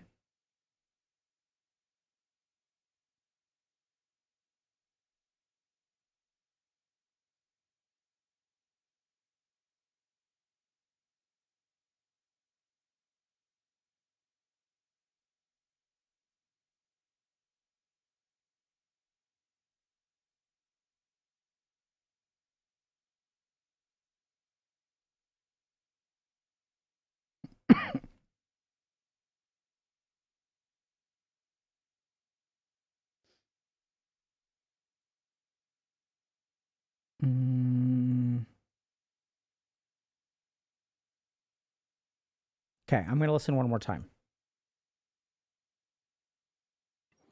Hello, Dr. K. I'm Louis, a guy in my late 20s from the UK. I've recently become aware of a fear of desire. I can feel this inner fear that my desires might somehow betray me, and I can find it hard to trust or even know how I really feel about something. I know it stems from past disappointments where my youthful excitement led to big letdowns, yet this fear still affects my life today. I've had no romantic connections for nearly a decade. I struggle with commitment to my decisions, and life generally carries this kind of undercurrent of sadness. I never quite feel I'm where I'm supposed to be. I find it's all too easy to rationalize this fear as well, leading to being too cautious and dismissive, making life feel foggy and affecting my ability to make honest judgments. I can struggle to tell whether I'm being overly idealistic, self-sabotaging, or if I'm genuinely interested in something or someone. Unsurprisingly, perhaps, I relate to the puer aeternus, which no doubt contributes to this. Saying that, I do understand that my desires need to be tempered in the fire of lived effort, but it's just identifying those desires that's challenging for me. How might you suggest I... Great. Thank you, Louis. All right. So let's talk about this. Sometimes something very dangerous can happen, which is that we begin to fear desire itself. So if I start to fear desire, right? If I feel like my desires can betray me, like I'm going to get in trouble for desiring things. Let's start with why that happens. So this is it's a really beautiful voicemail because it kind of lays all the pieces out. So we start with youthful exuberance, this idealism. Oh, I'm so excited about something. This is going to be great. I want this thing. And then as I want that thing, I get disappointed, right? So I strive for it. Something doesn't work out. I end up feeling disappointment. And now you could even argue that at this point, I have a feeling of betrayal from desire. I've been betrayed by my desires. Well, you may say, like, that's not technically correct, but just think about it for a second, okay? I had this desire. And if we think about desire, what's the point of desire? Desire is to make us happy. I have this desire for something and I want it. I want it so that I will be happy. I end up pursuing that desire and I end up feeling hurt. Desire is not supposed to hurt me. It's supposed to make me happy. It's supposed to make me feel fulfilled. It's supposed to drive me to being more successful and more hardworking. It's not supposed to make me feel worse. Alas, I have been betrayed by desire. So remember that, when we're having this conversation and when y'all are listening to yourselves, the biggest mistake that you can make, is that when you have an answer about what is going on inside you, you dismantle it because it's illogical. If you feel a certain way about yourself, there is a reason for it. That is something to be understood. Because the moment that we say, oh, I can't be betrayed by my desires, you're lost. Because that is real information as to what is going on within you. You need to incorporate it into your understanding of yourself, not discount it from your understanding of yourself, because it doesn't, quote unquote, make sense. The work is making it make sense. So your desires can absolutely betray you because you get excited about things, and instead of feeling better about it, you feel worse. So if I then feel worse about my desires, if I start to fear them, what is going to happen? I'm going to suppress them naturally, right? I don't want desires. Desires are bad, not good. Now, where does that leave me? If I no longer have desires, I'm not driven towards anything now, right? I'm not moving towards anything. And this person says, Louis says that he has this current of sadness in his life. Well, of course. What is a life if you have no pursuit of desires? What is a life if you're not moving towards anything? The second thing that it gives us is the sense of, this is not where I'm supposed to be. Louis says, this feels like I'm not where I'm supposed to be. Well, of course. What is it in life that gets you where you're supposed to be? Desire. Right? Your desire is like literally like, if I am in the rain and my body is like, I want to move into a covered area, I'm going to step into the house, and I do not listen to that voice, of course I will not end up where I'm supposed to be, because there are internal signals that are telling you to move in a particular direction. You're suppressing those signals, not listening to those signals, starting to fear those signals. And I would bet you money, I don't know how much, that Louis has tried, right? Like if you're someone who's like this, you've tried listening to your desire, but then you have this lack of commitment. You have this lack of follow through. You know you need to put forth effort, but you just can't seem to do it. And why is that? That's because you're internally conflicted. There's a part of you that says, don't trust the desire. So half of your mind wants to do it. Half of your mind is saying no. And then you can't be committed. Committed is being all in. But you can't be committed when you're afraid that your desires will betray you. That's not possible. So you feel like you're not where you're supposed to be. Makes a lot of sense because you're not going anywhere. You feel this undercurrent of sadness. The other thing that'll happen is you'll get confused. You'll become directionless because now you have no compass. Now he's like, I don't know which desires to believe and which desires not to believe. Is this a gratification of the ego? Is this dopamine? Should I do this? Should I not do this? I have no idea because you have no internal compass. Because one of the key things that desires tell you, desires are ways for you to learn about yourself. How do you know what you like? A desire isn't what you like. A desire is an opportunity to learn what you like. So, I was with my kids, and I went to this place called Mochi Nut, which is some weird like donut mochi hybrid thing. And I was like, that looks delicious. And I looked at this thing and I took a bite of it and I was like, this is disgusting. This is way too sweet. This is grotesque. I will never eat here again. Right? And chat is saying, good spot. Not for me. Okay? And it's like, but this is the key thing. See, we think desires make us happy. That's not correct. Desires tell us what makes us happy. Do y'all understand the difference? My kid says, oh, I want this toy. They get the toy. It doesn't. I want to date this person. Oh my God, I'll be so happy. If I date this person, you date this person, this is a terrible idea. Desires don't bring us happiness. They bring us direction. They bring us experimentations for happiness. So if you suppress your desires, you won't know what brings you joy. Okay? So you're going to get a lack of drive. If you suppress your desires, if you fear desire, you're going to get a lack of drive. You're going to get confusion. You're going to get a pervasive level of sadness. You're also going to get a lack of commitment. Because commitment requires you to be all in. And if you are hesitating on the inside, it's hard to be all in. And then you get confused. Am I genuinely interested in this or not genuinely interested? I love the phrase genuinely interested. What does that mean? What is the difference between genuine interest and non-genuine interest? Right?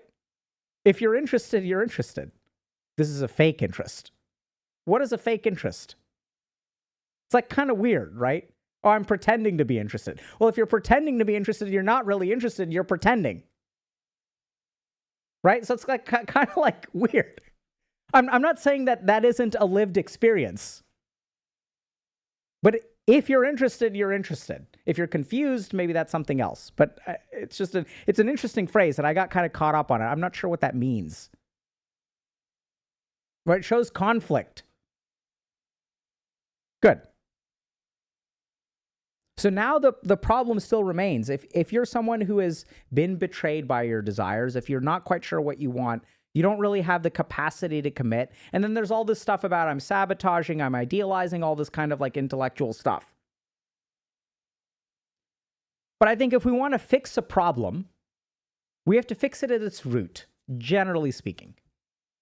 So what is the root of all of this, chat? Where do y'all think this starts? Let's see what y'all think.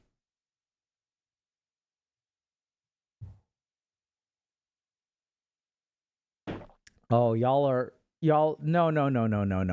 Don't give me some fucking technical answer. Right? Let's be simple. Where does this start? Attachment style.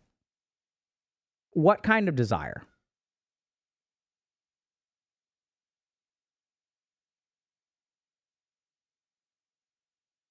The experiences that came before getting warmer. Give us some time. Fine. Y'all do know too much. So this is the other problem. See, this is actually like, it's not, okay. This is so good, actually. So this is what's so hard. Do y'all get that? Like, so I get the sense that Louis like watches a lot of our stuff. And if y'all watch a lot of our stuff, you have a lot of answers. But sometimes when you face your problems, do you guys get how useless everything I teach is? Because we have all these answers. And it's like, oh, I'm idealizing, I'm doing this, I'm a puer, this is desire, I need detachment, it's ego. And it's like, it's so easy to get lost in the sauce. And this is why I can make 1,000 videos. Because if a single one of my videos actually did it, then it would be over. And this is the challenge with the world, right? Is that you can look for answers outside of yourself, but like you can end up with more confusion. So what I see as the root of this problem is I had a desire, and when I pursued it, I was disappointed. That is the key learning, which sets the entire cycle. Why do you feel like your desires betray you? Because they did. And as long as that root is there, it's going to be really, really hard to dismantle this whole thing. And it's so cool because like I framed it that way, but even if you listen to the voicemail, this is why I listened to it 3 times. If you listen to the voicemail, he says it. He says, I had this youthful exuberance, and when I pursued it, I was disappointed. The moment that changes, imagine if in this world I had a desire for something, I pursued it, and it was great. If you can make that shift, what changes? Now you're paying attention to your desires. Now you're willing to give things a shot. Now, since my desires lead me to a good place, I'm willing to commit to them.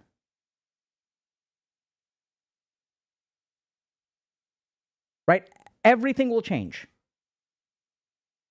So what do we need to do? Try to have a good relationship with desire. Instead of this part of our brain being conflicted with other parts of our brain, we need to get them all on the same page. And this is what's so dangerous is like, I know this sounds weird because I contradict myself all the time.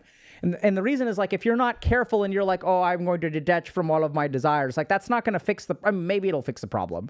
I think that kind of stuff can work. But I think it's not like, it's not the bullseye. So I think there are too many people who will go through heroic spiritual growth because they don't know how to fix a simple problem. And it's not y'all's fault. It's like we're ignorant, right? That's the basic problem in life. Is like we don't know how we work. No one teaches us. So if you're someone who is directionless, if you're someone who's confused, if you're someone who's afraid of your desires, that needs to be altered. And this is what's really hard about it is that if you're not careful, you'll try to alter it in the mind. But the mind is not where this is coming from. This is coming from a deeper level, right? This is coming from, I would call the brain. That you have some lived experience which has shaped your neurons in a particular way to where now you have this cognitive fear of desires. And you can say you're idealizing, you can say you're self-sabotaging, you can circle jerk yourself in your mind as much as you want to. It doesn't really solve the problem. And here's the basic problem, is that mental activity is almost never a substitute for lived experience. No amount of reading erotica, no amount of watching pornography, no amount of listening to people talk about love on a podcast is the same as being in love and having a fulfilling sexual relationship with another human being. There's just it's apples and oranges. And we have become such cognitive creatures. We occupy, what do we love in this world more than anything else? Our mind. The new version of death is not even death, it's brain death. If the brain is dead, the person is gone. That is what we call death.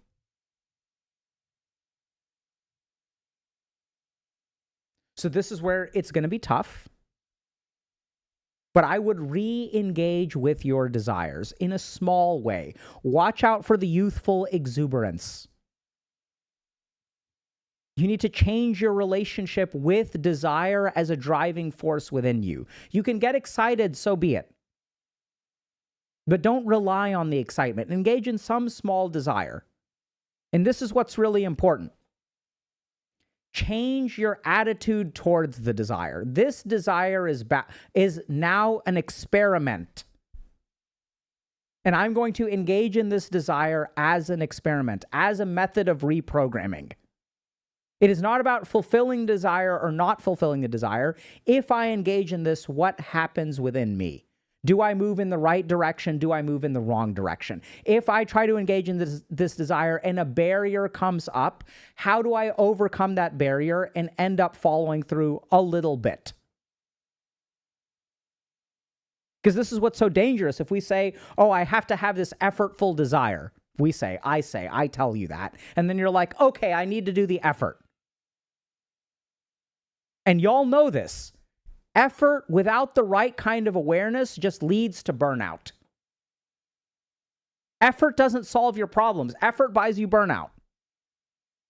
Effort with awareness, with the right kind of awareness. What am I doing this for? And what we want to do is rewire ourselves just a little bit to where as we gravitate towards our desires, we want positive feedback. Okay, I learned that, you know what? I was super excited about the idea of art, but I really don't like art. Or it feels really hard. And then you ask yourself, do you want to do it again tomorrow? Am I giving up on this because I really don't like art? Or am I giving up on this because there's a part of me that is frustrated with myself that I really do want to create this, but I lack the skill? Which one is it? And then can I bring myself to go tomorrow? You almost have to go to a meta level of desire where the desire isn't making the art. The desire is following through with your desire for 1 week instead of 1 day. Something really powerful about going meta. Each level of meta we go, the better things become. We can try to deal with anxiety in the present. We can go one level deeper, go to the level of the unconscious, subconscious, and then we can even go one level deeper and go even more meta and transcend mind entirely through something like meditation or psychedelics. Right? So when I'm sitting with a patient and I ask them, hey, can you tell me about your upbringing? And they say, I don't want to talk about my upbringing. Fair enough. I don't need to push. But the question that I want to ask is, can you please tell me why you don't want to talk about your upbringing? This is the tender spot. I'm going to go over here. So your problem is that you're grappling with desire. You're in the ring. You need to step out of the ring and look from the outside. What is my relationship with desire? And this person has done a wonderful job of that, right? They're saying, hold on a second. Something weird is going on. I feel like I've been betrayed by desire and I no longer like desire. That's a brilliant insight. That is a huge step forward. So change your relationship with desire. Explore desire. And then hopefully something cool will happen. This is what I've seen. Right? When we do this kind of thing and you gravitate, you say, okay, I want to learn how to paint.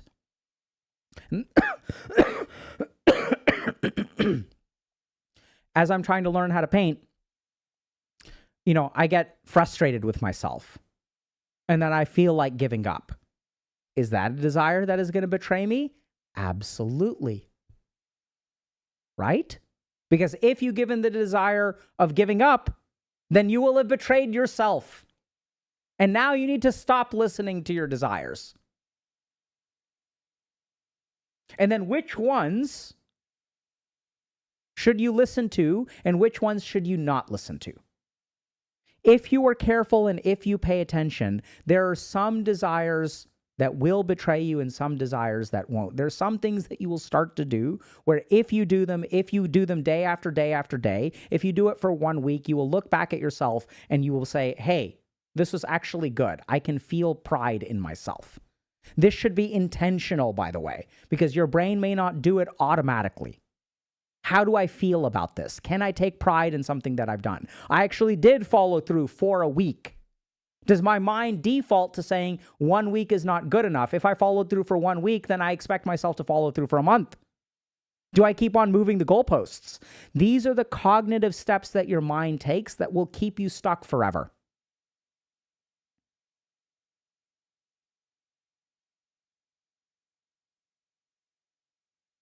And the last thing that I would emphasize again is the goal here is not to follow your desires. The goal is to feed your brain with data and experience that can alter your cognition. And once you do that, things will be easy. Because if we listen to this, this is so hard. It's so confusing, requires so much effort. But listening to our desires can be the easiest life, right? When a child wants to go to sleep, it grabs its blankie and it lays down. So simple. When it wants to eat, it eats something. Now, there's a way that ends up as hedonism, but that's not what our problem is today, right? So this is the other thing you got to watch out about. If, when I said that, your response was, but does that mean I'm going to be hedonistic? Look, you're not even getting started because you're saying that there's going to be some problem at 99 steps down the road. That's puer. That's this possibility of hedonism down the road is going to prevent me from even getting started today. I need a perfect solution before I get started. That's a problem. Okay?